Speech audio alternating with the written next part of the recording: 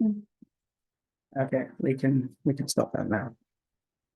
Hi guys, wherever you're listening, however you're listening, my name is Leanna Divine, and I'm the host of TAP, otherwise known as the Alphabet Podcast. Now, for those of you that know me, hi, you'll be well aware of what I look like.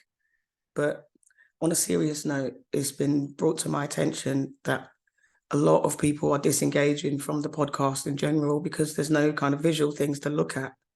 So the first thing I want to say is that when I first thought about this and conceptualized this podcast, it was simply for an audio format. The idea was to be heard and not seen. And I was gonna try and run with that as long as I could, because it's less about me and more about the message that I'm trying to spread. And I do think, me personally, that in 2023, the world is a bit too voyeuristic. I do think we listen a lot less, and we see and look and judge with our eyes a lot more. And as someone who listens for a living, listening is not that hard for me. So I think if people are generally if it's for attention purposes, I think I don't mind. If you need a visual to capture your attention, then we can go forward with this. But do ask yourself, why do I need to see something that needs to be heard? Could I possibly listen more? Or maybe it could indicate that we live in a very stressful society where it's very hard for us to switch off and just sit down and relax and listen and maybe use our imaginations more. So I'm not mad at it, but obviously my intention was to stay anonymous, but yeah, we can work with that. So happy Sunday, guys. For those of you making your roast or your rice and peas, where am I going? Right, so I've addressed that. So I did want to stay anonymous, but I get it, guys. You need something to look at. But going forward, hit me up in the comments and just let me know what other type of visuals that you'd like to see, because I'm sure seeing my face alone is not going to capture your attention either. So what are you thinking about the podcast so far? What's come up for you guys? Because I've noticed a lot of people have got back to me personally, those of you that know me. And while the feedback that you're giving me personally is very useful, I think it would be more useful on the platform so that other people can put forward their opinions and we can start these really difficult conversations. So before I get into a little bit about what I really wanted to talk about today, which is, apathy, I kind of want to introduce you to myself. So my journey to becoming a therapist wasn't really straightforward. If you'd have told me even 10 years ago that I'd be a therapist, I would have laughed at you. I seriously would have laughed at you, because therapy was not something that I even considered going to, much less being representative of. And that's simply because, like a lot of people from my culture, I grew up thinking that you don't talk to outside people. It's not what was done.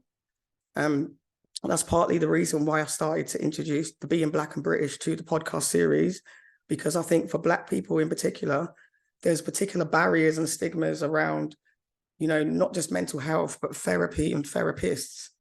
And as I say, I'm part of that culture, and I had similar beliefs at one stage, but, I do think that that needs to be looked at, because Black people in general are suffering from more mental health. So I kind of will go on to that.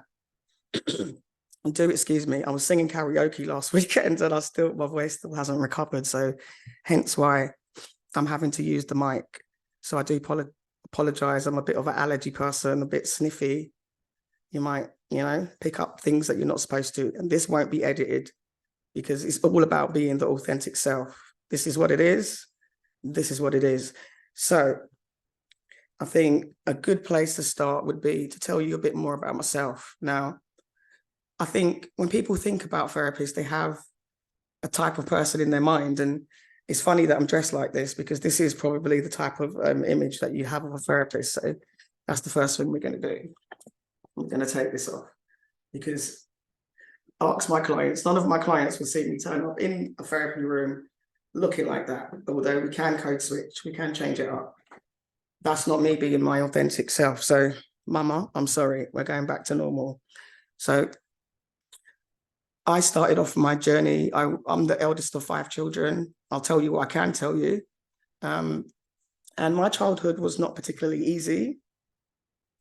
You know, in my teenage years, I studied to be a sports scientist because my dream was to always be a footballer. And my mum used to say to me, girls can't be footballers. Mama, look at the TV. I see the Lionesses. I see that now. It's different times that we live in. And I'm so happy that girls these days have different opportunities. But I wanted to be a footballer. So, you know, I followed that path and I became a sports scientist. You know, I went to university. I got a degree in sports science. And like a lot of people that go to university, they come out with a degree in something that they have no idea how to use it.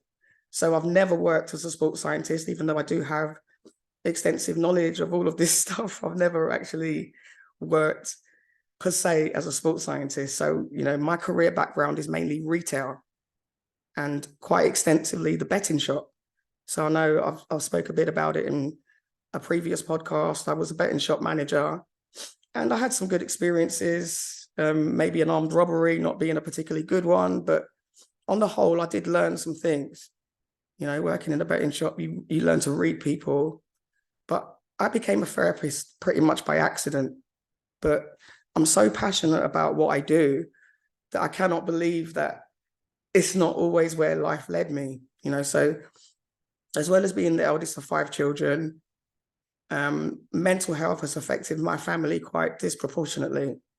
So not just my extended family, but my immediate family. So it's always been something that's been present in my upbringing. It's something I'm aware of. It's something that I've read extensively about in an effort to understand my loved ones. There's been periods where I've suffered from poor mental health myself. You know, I suffer from Graves' disease. You can see, you might be highlighting the scar. I do realize this is the virtual world and we pick up on all the flaws. But, you know, I still suffer from an autoimmune illness. So, you know, I've suffered the ensuing depression that comes with being ill long term. So I do have that understanding. But, you know, I've not lived a perfect life. I've made bad choices. I've hurt people.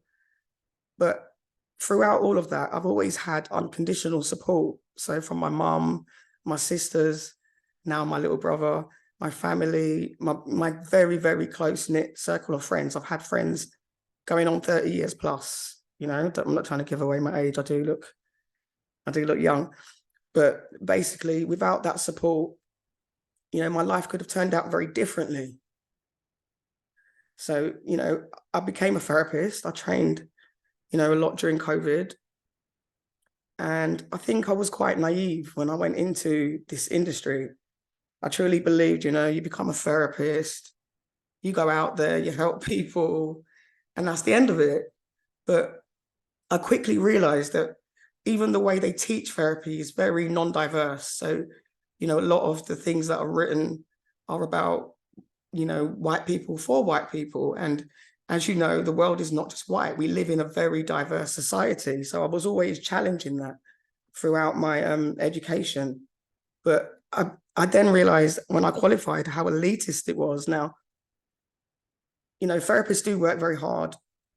We do have to pay out a lot of, you know, expensive things to practice, but we earn good money. You know, my hourly rate at the moment is about £65 an hour. Now, while that might be great for me, how many people can afford £65 an hour, please? Let me just ask you that. So I quickly came across the problem. The people that need the therapy the most, I've got no chance of accessing it. Okay, so you've got NHS waiting lists that in some cases are 2 years long. So it's good that people are accessing stuff, but waiting 2 years to see a therapist and then maybe only getting 6 sessions. And I've said it before, the NHS, they do have other therapy available, but they tend to refer a lot of people for CBT, which if your issues are far, you know, rooted in the past, is not going to be particularly helpful. So, you know, you're waiting 2 years and it may or may not work for you. You know, £65 a session. So, you know, I started off doing what I could do to help people that couldn't afford these sessions. So I reduced my sessions, you do tend to have to charge something, because if you do it for free, which I've learned to my detriment, people tend not to show up. So you tend to have to charge a small fee just to ensure commitment. But there's only so many hours in a day. There's only so many hours in a week. There's only so many people you can support that way. So I thought, what would I do? I would do an anonymous podcast where I could just get my voice, get some of the things that people are struggling with, start introducing it, and start giving people the tools to help themselves, because that's where real change happens. You can't give people stuff. You have to give people the tools to help themselves. And that is how you change people on a large scale. Give them the tools to help themselves. But, and this is where we get into it. So it's an alphabet podcast. So let's call it Apathy. Now, I don't know about you guys, but I find that the world has a lot of apathy at the moment. I can imagine loads of people would probably listen to a podcast like this and be like, yeah. And the problem that you have is that the people that need to come to therapy don't, which is why some of the people are in therapy. So a lot of people come to therapy because of the people in their lives that won't go to therapy. Now, people are not willingly choosing not to go to therapy. I'd hope so. But I think people are truly not seeing the problems with their actions at times.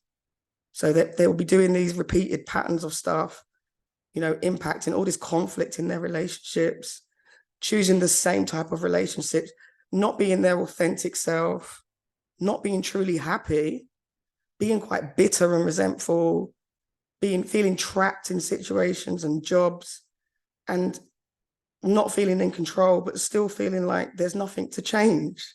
Life is very, very, very short. It's very, very, very, very short. It's too short to not be fulfilled.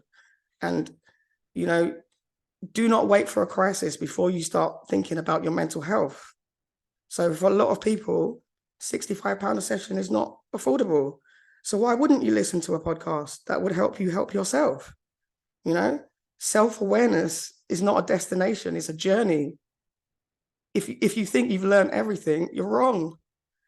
You may need the most help. It's that apathy and that it's just the way I am that I hear a lot of. What's the point in changing now? It's just the way I am. You have to take it or leave it. I think that's a big cop-out.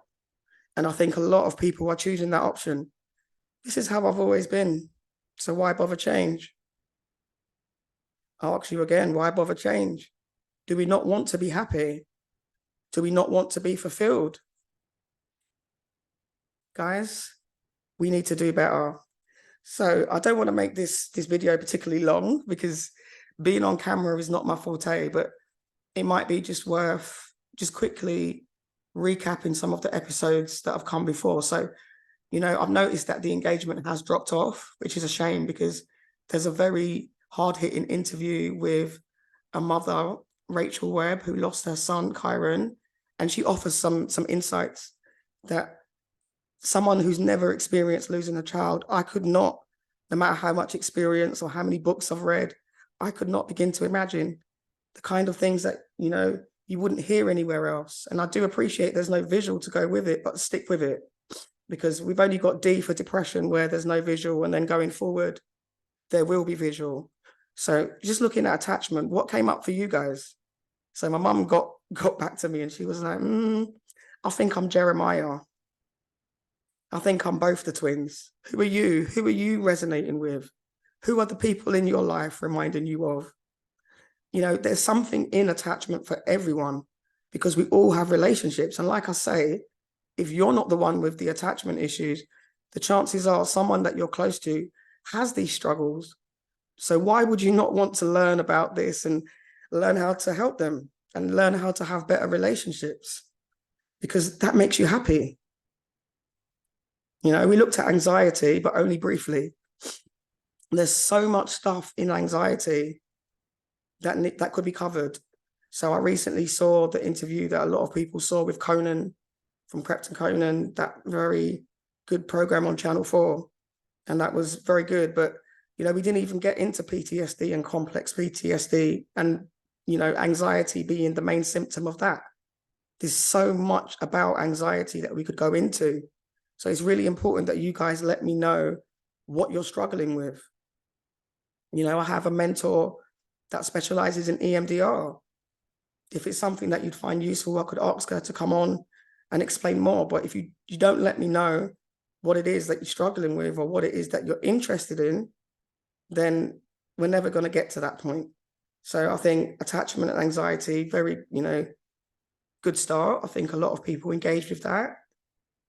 But being Black and British also. So I hope that non-Black people do not feel left out of the process. But we spoke about intersectionalism, and you can see I'm a Black woman. There may be some intersections about me that you cannot see visibly, but I have a responsibility to represent what I represent also, and to get that message heard. But that does not mean to exclude anybody, because even if you're not Black and British, you can learn something from learning about the experiences that Black British people go through. So we need allies in the process. Nothing will change if we don't have allies. So I don't want anybody to feel left out. So COVID, not so many people engage with that, but, I hope that helps people have compassion for themselves, because a lot of people are struggling post-COVID and they don't really know why they're feeling that way. So I hope that made people realize that they're not alone with those feelings. I don't think I've gone back to normal since COVID. I still kind of stay in the house a lot more than I used to. So it affects us all. Complex grief. Not many people engaged with that. And that's something that's a big thing. It's one of the biggest reasons why people come to therapy, one way or another, whether it be relationships, death, trauma. I'm telling you that complex grief is what's really affecting people out here. So that's a very important one. But also, complex grief, a mother's story, like you really do need to engage with that. Rachel wanted a lot of people to hear her message. So, for those of you that may be affected by knife crime, give it a listen. For those of you that may be engaging in knife crime, give it a listen, because there is a ripple effect when you decide to pick up a knife, not just on your life, but, many others. And I really do think a lot of these things happen because people don't think that far ahead, and they don't think about the consequences. So, guys, I'm not going to carry on for much longer. I really just want you guys to engage with it. And the purpose of subscription is free. It's free. But all it does, if you get to a certain amount of subscribers, we can go live with this process and get more people engaged, because the aim is engagement. When I sit down and think about concepts for these podcasts, the only concern I have is that people are engaging and it's helping people. And the only way I know that people are engaging is if they engage. Okay, so I'm not gonna keep going. So I'm gonna try and get something for myself to eat, because it is Sunday. It's been my birthday weekend. You can tell I've lost my voice. I just want to go and watch some trash TV. So I hope you guys seeing me has given you a better idea of what I'm about, because I'm not a perfect person, and I don't claim to be. I'm a work in progress. I go to therapy myself, and I will continue to go to therapy. And the reason why I'll do that is because we all have blind spots, all of us. Every single person listening, watching has blind spots. And if you don't listen to feedback, you're never going to know what it is that other people see. Sometimes the way people see you is important for you to hear, because we have those blind spots. So guys, start engaging. Let me know what you think about in the comments. I really would like you guys to engage with, in 2023, is it too voyeuristic? Do we need to see too much? Do you need to see me to hear me? And why is that? And if that's the case, what would you like to see from me that would make this process more engaging? Because at the end of the day, that's what I want you guys to do, engage. So I hope this first interaction, it's a bit awkward for me because I don't like public speaking, but if it captured your attention, then I want to see that in the likes, the comments, and the subscription, because that's where we get somewhere, guys. All right, so have a good Sunday. Enjoy your roast, your rice and peas.